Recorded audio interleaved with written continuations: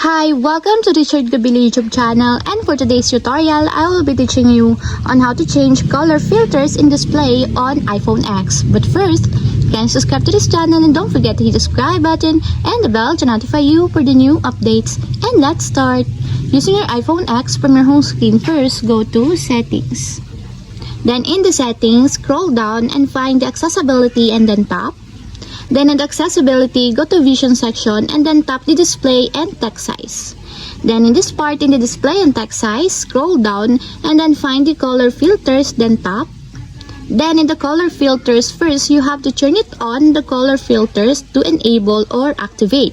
Then after that, you will now see the different kinds of color filters. You can change it to grayscale. To enable, just tap it until there's a check mark on the side.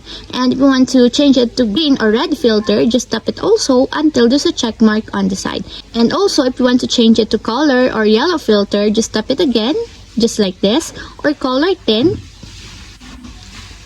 And as you will see that the color filters is now enabled. And if you want to change it back to red or green filter, just tap it again until there's still a check mark on the side. And that's it, we have successfully changed color filters in display on iPhone X. If you have a question, kindly comment down below and don't forget to hit the subscribe button and the bell to notify you for the new updates. And thank you for watching!